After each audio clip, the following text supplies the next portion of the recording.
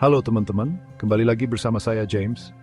Kali ini kita akan membahas berbagai sistem pemerintahan di dunia yang harus kalian tahu. Seringkali kita mendengar istilah demokrasi, monarki, atau republik. Tapi, tahukah kita esensi sebenarnya di balik sistem-sistem tersebut? Bagaimana mereka membentuk tatanan hidup masyarakat dan negara? Menarik bukan? Menyelami sistem politik berbagai negara ibarat menjelajahi peta dunia yang penuh warna. Ada yang memiliki sejarah panjang dan berliku, ada pula yang relatif muda dan dinamis. Melalui pemahaman yang baik, kita dapat lebih bijak dalam melihat dan memaknai dinamika global yang terus bergerak. Yuk, simak videonya sampai habis dan temukan perspektif baru tentang sistem pemerintahan di dunia. Sistem pemerintahan pertama yang akan kita bahas adalah demokrasi. Secara sederhana, demokrasi sering disebut sebagai pemerintahan dari rakyat, oleh rakyat, dan untuk rakyat. Dalam sistem ini, rakyat memegang kendali. Mereka memiliki hak untuk memilih pemimpin mereka melalui proses pemilihan umum yang bebas dan adil. Namun, benarkah suara rakyat selalu menjadi cerminan keadilan? Bagaimana dengan negara-negara yang menganut sistem demokrasi, tetapi masih diwarnai dengan kesenjangan sosial, korupsi, atau bahkan konflik internal? Apakah ini berarti demokrasi telah gagal? Pertanyaan-pertanyaan inilah yang akan kita kaji lebih dalam. Kita akan melihat berbagai contoh negara demokrasi, tantangan yang mereka hadapi, dan bagaimana sistem ini terus berevolusi seiring waktu. Di era digital seperti saat ini, partisipasi publik semakin mudah dan terbuka. Media sosial, petisi online, dan forum diskusi menjadi wadah bagi warga untuk menyuarakan aspirasi dan mengkritik kebijakan pemerintah. Namun, kemudahan akses informasi juga memunculkan tantangan baru. Seberapa besar pengaruh disinformasi dan propaganda dalam proses pengambilan keputusan? Bagaimana kita memastikan bahwa suara rakyat yang tersalurkan adalah suara yang autentik dan tidak bias? Demokrasi adalah sebuah perjalanan, bukan tujuan akhir. Ia mendetuk positif dari setiap negara, pada simbolisme bangsa spesies pemerintahan. Selanjutnya kita punya monarki. Sistem pemerintahan ini mungkin identik dengan cerita dongeng atau film kolosal. Bayangan kita langsung tertuju pada raja dan ratu yang hidup di istana megah dengan kekuasaan absolut. Namun tahukah Anda bahwa sistem monarki di era modern telah banyak mengalami transformasi? Di beberapa negara, monarki justru menjadi simbol pemersatu bangsa, penjaga tradisi, dan bahkan motor penggerak diplomasi internasional. Ambil contoh, monarki konstitusional di Inggris. Di sini, raja atau ratu memang tetap menjadi kepala negara, tetapi kekuasaan eksekutif berada di tangan Perdana Menteri dan Parlemen. Monarki juga dapat kita temukan dalam berbagai bentuk.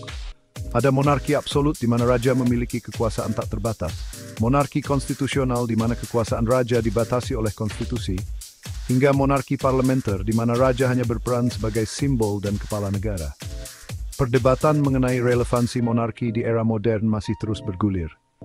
Ada yang menganggapnya sudah tidak relevan dan harus digantikan dengan sistem yang lebih modern dan demokratis. Namun, ada pula yang berpendapat bahwa monarki justru dapat menjadi kekuatan pemersatu dan stabilisator di tengah arus perubahan yang semakin cepat. Kemudian, ada juga sistem pemerintahan yang disebut oligarki. Dalam sistem ini, kekuasaan tidak berada di tangan rakyat, melainkan dipegang oleh sekelompok kecil orang atau keluarga elit. Kelompok ini bisa terdiri dari para konglomerat, petinggi militer, atau keluarga bangsawan yang memiliki pengaruh besar dalam pemerintahan. Keputusan-keputusan penting pun diambil berdasarkan kepentingan kelompok mereka, bukan untuk kesejahteraan rakyat banyak. Salah satu ciri khas oligarki adalah kuatnya relasi patron-klien, di mana kelompok elit menggunakan kekuasaan dan sumber daya mereka untuk membangun jaringan patronase dan melanggengkan dominasi mereka. Sistem oligarki rentan terhadap korupsi, kolusi, dan nepotisme. Mengapa? Karena tidak adanya mekanisme kontrol yang efektif dari rakyat. Keputusan diambil secara tertutup dan tidak transparan. Dampaknya, kesenjangan sosial semakin melebar, rakyat kecil semakin terpinggirkan, dan potensi konflik horizontal semakin besar. Pertanyaannya, bagaimana kita bisa mengidentifikasi dan melawan oligarki? Jawabannya tidak mudah, tetapi salah satunya adalah dengan memperkuat partisipasi publik, mendorong transparansi, dan menegakkan supremasi hukum. Jangan lupa, Ada juga sistem pemerintahan yang dikenal sebagai teokrasi. Dalam teokrasi, pemimpin politik juga merupakan pemimpin agama. Hukum dan aturan negara didasarkan pada interpretasi kitab suci dan ajaran agama yang dianut. Salah satu contoh negara teokrasi adalah Iran. Sejak Revolusi Islam tahun 1979, Iran dipimpin oleh seorang pemimpin tertinggi atau ayatollah yang memiliki kekuasaan absolut dalam bidang politik dan agama.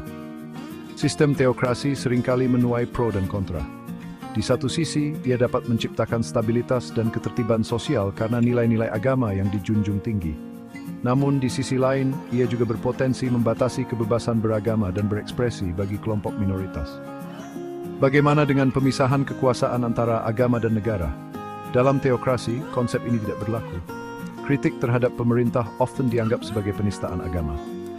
Tantangan bagi teokrasi di era modern adalah bagaimana menyeimbangkan nilai-nilai agama dengan tuntut rakyat yang semakin kompleks dan beragam. Terakhir, kita akan membahas tentang republik. Dalam sistem ini, kepala negara dipilih melalui pemilihan umum dan bukan berdasarkan keturunan seperti dalam monarki.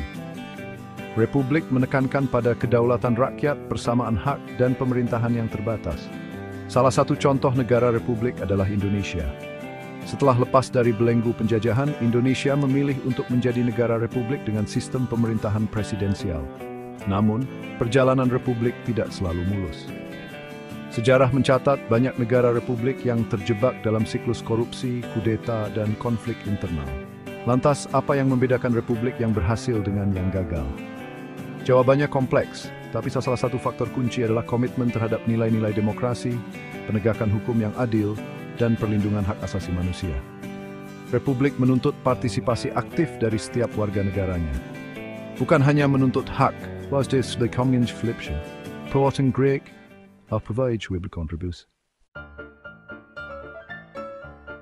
Itulah di berbagai sistem pemerintahan di dunia yang harus kalian tahu.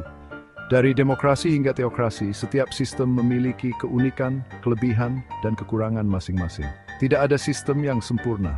Yang terpenting adalah bagaimana kita sebagai warga dunia dapat berkontribusi dalam membangun sistem pemerintahan yang adil, transparan, dan akuntabel. Semoga informasi ini bermanfaat dan menambah wawasan kalian. Jangan lupa like, share, dan subscribe untuk video menarik lainnya. Sampai jumpa.